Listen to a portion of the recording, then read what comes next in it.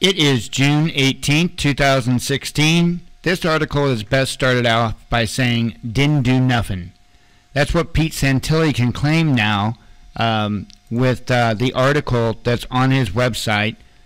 It's titled, Oregon Prosecution to Lose Key Witness Testimony Against Pete Santilli. And this is, like I say, on the PeteSantillIShow.com. I will put the link to the article in the description of the video. It goes, what starts with the question, did the government knowingly allow a witness to make a false statement to a grand jury that secured an indictment against Pete Santilli?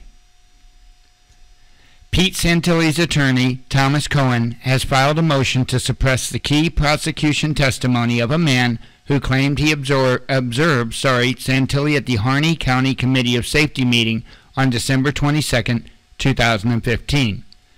The man, who is a member of the committee, told the FBI that not only did he observe Mr. Santilli at the meeting, he also heard him actively participate in a conversation where initial plans were made to take over the Malheur Wildlife Refuge.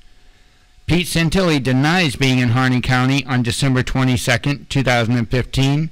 The prosecution's own evidence backs Mr. Santilli up.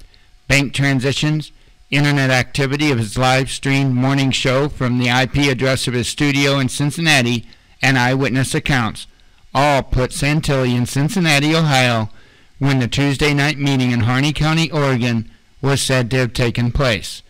Now, I'm not sure. I'm going to interject with something here. I'm not sure exactly when he got pulled over, but he got pulled over in Ohio.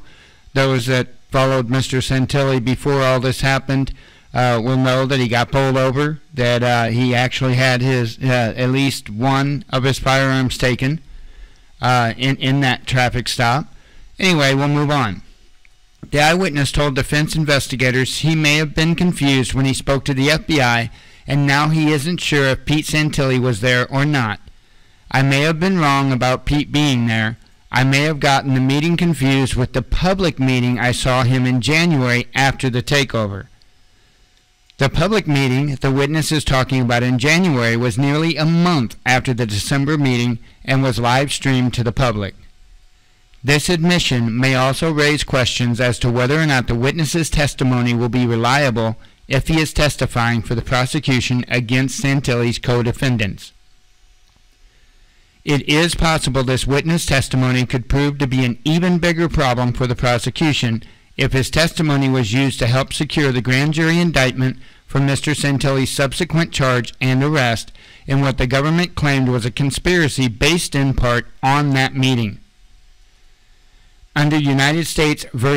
Berserto, the government has a constitutional obligation to inform the court, counsel, and the grand jury about false statements, and that its failure to do so requires dismissal of the indictment.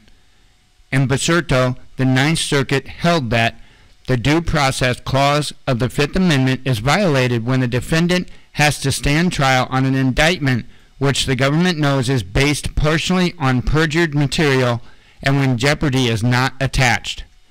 Whenever a prosecutor learns of any perjury committed before the grand jury, he is under a duty to immediately inform the court and opposing counsel, and, if the perjury may be material, also the grand jury, in order that appropriate action may be taken.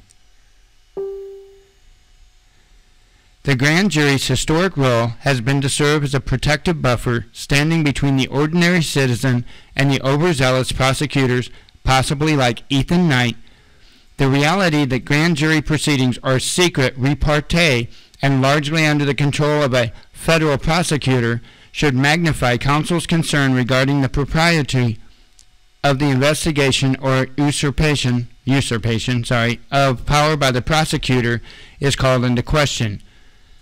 Trusting that the system will always work without judicial interference or that any problems can be addressed later in litigation is naive. Did the government knowingly allow a witness to make a false statement to a grand jury that secured an indictment against Pete Santilli? Is it hard to believe otherwise, considering the government, through its own admission, obtained a search warrant to surveil Mr. Santilli since before last December and knew exactly where he was on the 22nd? If the witness did not testify to the grand jury, were his statements used in an argument to get the indictment?